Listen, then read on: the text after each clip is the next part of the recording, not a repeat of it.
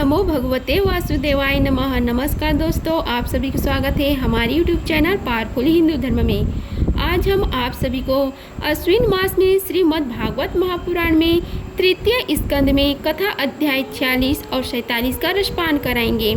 आइए रसपान कीजिए कथा अध्याय 46 का, जिसमें वर्णन है 10 प्रकार की सृष्टि का वर्णन। आइए आगे की कथा का रसपान कीजिए।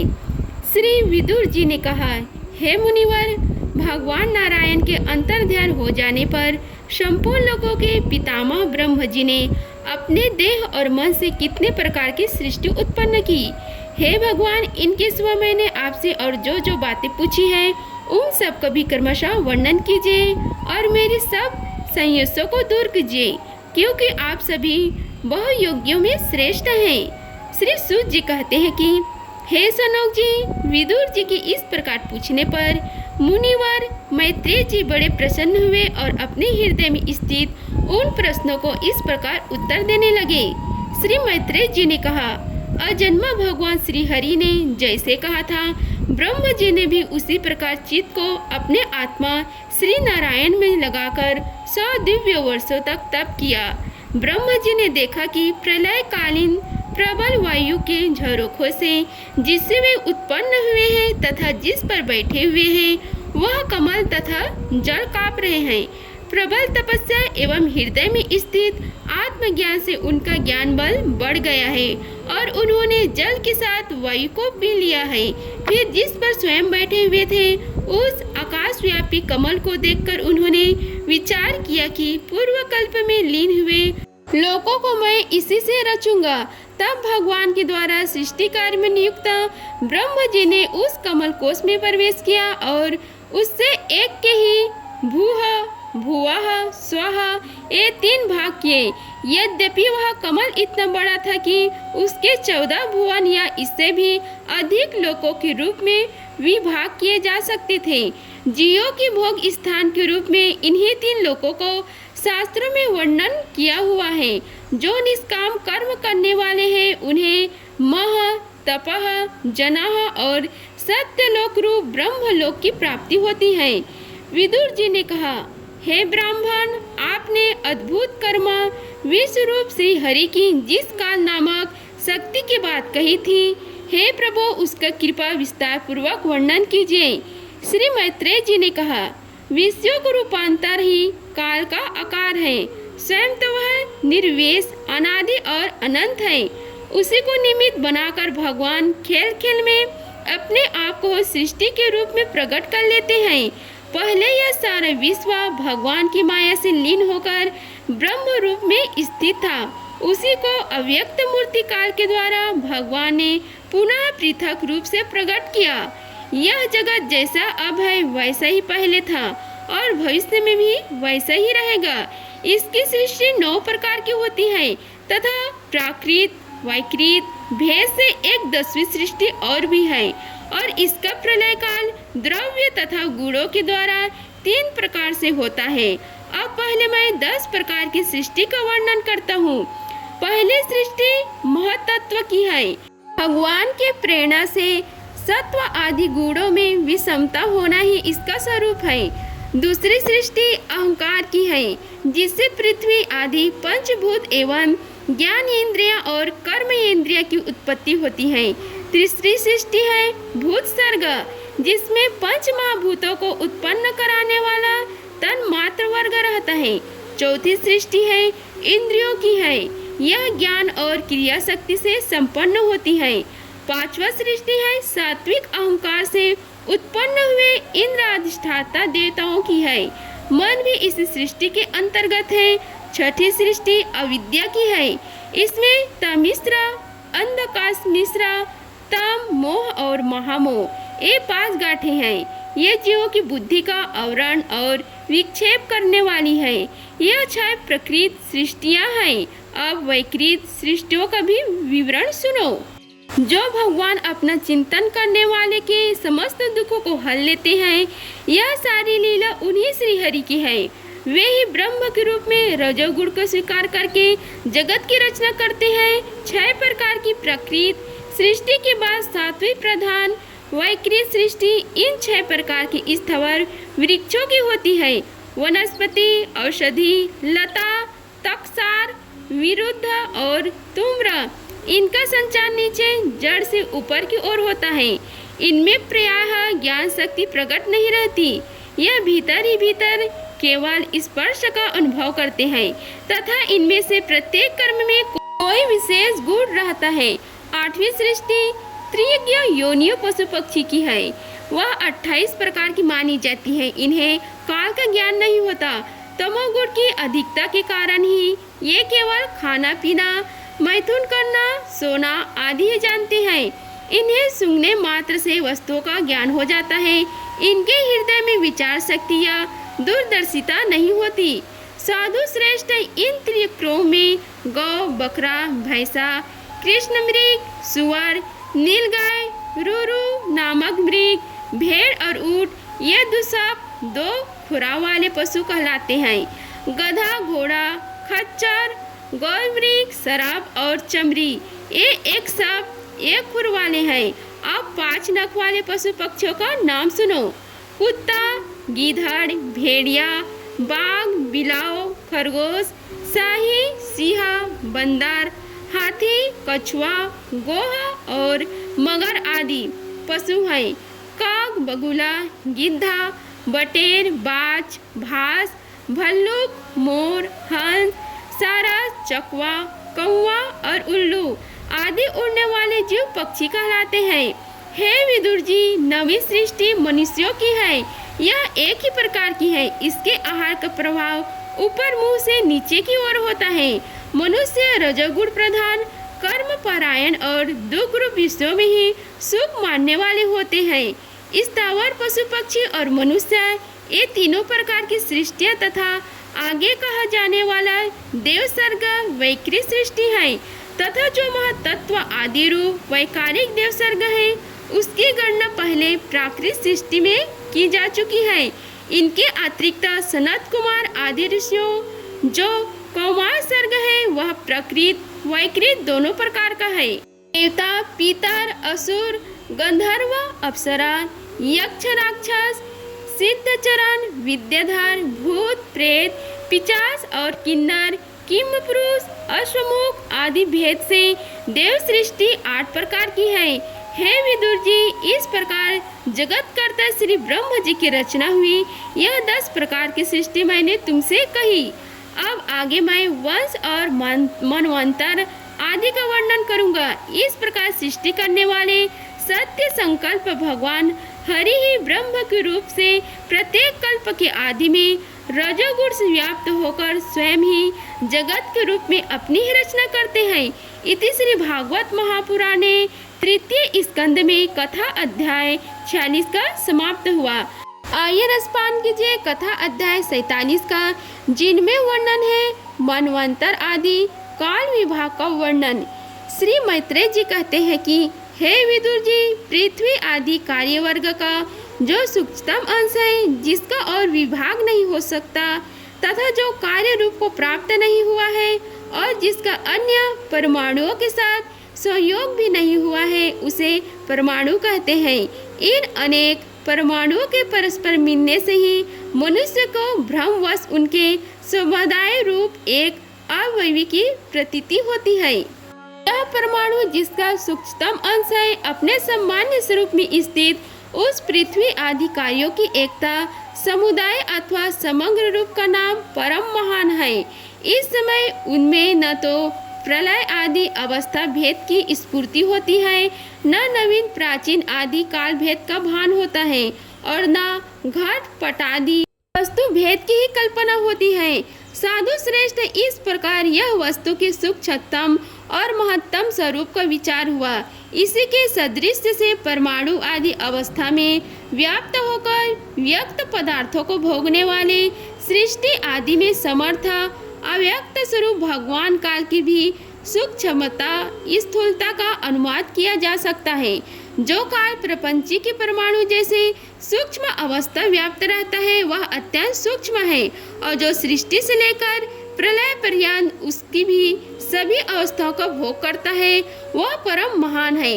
दो परमाणु मिलकर एक अणु होता है और तीन अणुओं के मिलने से एक त्रस रेणु होता है, जो झरोखे में से होकर आई हुई सूर्य की किरणों के प्रकाश में आकाश में उड़ता देखा जाता है।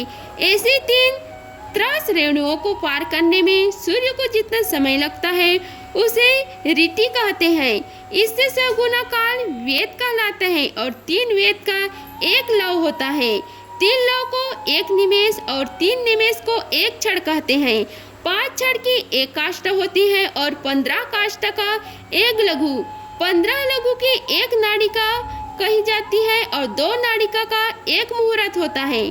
और दिन के घटने बढ़ने के अनुसार दिन एवं रात्रि की दोनों संधियों के 2 मुहूर्तों को छोड़कर 6 या 7 नाड़िका का एक पहर होता है। यह याम कहलाता है, जो मनुष्य के दिन या रात को चौथा भाग होता है। 6 पर तांबे का एक ऐसा बर्तन बनाया जाए जिसमें एक प्रस्थ जल आ सके और 4 मास से सोने की 4 अंगुल लंबी सलाई बनवाकर उसके द्वारा उस बर्तन के पेंद में छेद करके उसमें जल में छोड़ दिया जाए। जितने समय में एक प्रस्थ जल उस बर्तन में भर जाए वह बर्तन जल में डूब जाए, उतने में समय को एक नाड़ी कहते हैं। हे विदुर जी, 4-4 पहर के मनुष्य के दिन और रात होते हैं और 15 दिन रात का एक पक्ष होता है, जो शुक्ल और कृष्ण भेद को 2 प्रकार माना गया है। इन दोनों पक्षों को मिलाकर एक मास होता है, जो पितरों का एक दिन रात है। 2 मास का एक ऋतु और 6 मास का एक अयान होता है। अयान दक्षिणयान और उत्तरायण भेद से 2 प्रकार हैं। ये दोनों अयान मिलकर देवताओं के एक दिन रात होते हैं तथा मनुष्य लोक में ये वर्ष या 12 मास कहे जाते हैं। ऐसे 100 वर्ष की मनुष्य की परम आयु बताई गई है। चंद्रमा आदि ग्रह, अश्वनी आदि नक्षत्र और समस्त तारा मंडल के अधिष्ठाता काल स्वरूप भगवान सूर्य परमाणु से लेकर सवंत पर्यंत काल में 12 राशि रूप संपूर्ण भुवन कोश की निरंतर परिक्रमा किया करते हैं। सूर्य, बृहस्पति, श्रवण, चंद्रमा और नक्षत्र संबंधी महीनों के भेद से यह वर्ष ही संवत्सर, परिवत्सर, ईड़वत्सर, अनुवत्सर और वत्सर कहा जाता है। हे विदुर जी, इन 5 प्रकार के वर्षों की प्रवृत्ति करने वाले भगवान सूर्य की तुम उपहार आदि समर्पित करके पूजा करो। ये सूर्यदेव पंचभूतों में से तेज स्वरूप है और अपनी काल शक्ति से बीज आदि पदार्थों की अंकुर उत्पन्न करने की शक्तियों को अनेक प्रकार से कार्यमुखी करते हैं। ये पुरुष की मोहन वृत्ति के लिए उनकी आयु को क्षय करते हुए आकाश में विचरते रहते हैं तथा यही सकाम पुरुषों को यज्ञ आदि कर्मों से प्राप्त होने वाले स्वर्ग आदि मंगलमय फलों का विस्तार करते हैं। विदुर जी ने कहा, हे मुनिवर, अपने देवता, पिता और मनुष्य के परम आयु का वर्णन तो किया, अब जो सनक आदि ज्ञानी मुनिजन त्रिलोक से बाहर कल्प में भी अधिक काल तक रहने वाले हैं, उनकी भी आयु का वर्णन कीजिए। आप भगवान काल की गति भली भांति जानते हैं, क्योंकि ज्ञानी लोग अपनी योग सिद्धि दिव्य दृष्टि से सारे संसार को देख लेते हैं। श्री मैत्रेय जी ने कहा, हे विदुर जी, सतयुग, त्रेता, द्वापर और कली, ये 4 युग अपनी संध्या और संध्या अंशों के सहित देवताओं के 12 सहस्त्र वर्ष तक रहते हैं। ऐसा बतलाया गया है कि इन सत्यादि 4 युगों में क्रमशः 4, 3, 2 और 1 सहस्त्र दिव्य वर्ष होते हैं और प्रत्येक में जितने सहस्त्र वर्ष होते हैं उससे दुगने 100 वर्ष उनकी संध्या और संध्या अंशों में होते हैं। युग की आदि में संध्या होती है और अंत में संध्यांश। इनकी वर्ष गणना सैकड़ों की संख्या में बतलाई गई है। इनके बीच का जो काल होता है उसी को काल वेताओं ने युग कहा है। प्रत्येक युग में एक एक विशेष धर्म का विधान बताया गया है। सतयुग के मनुष्य में धर्म अपने 4 चरणों पर रहता है, फिर अन्य युगों में अधर्म की वृद्धि होने से उनका एक एक चरण क्षीर्ण हो जाता है। हे प्यारे विदुर जी, त्रिलोक से बाहर लोक से ब्रह्मलोक पर्यंत यहाँ की 1 सहस्त्र चतुर्युग का एक दिन होता है और इतनी ही बड़ी रात्रि होती है जिसमें जगत कर्ता ब्रह्मजीन शयन करते हैं। उस रात्रि का अंत होने पर इस लोक का कल्प आरंभ होता है। उसका क्रम जब तक ब्रह्म जी का दिन रहता है तब तक चलता रहता है।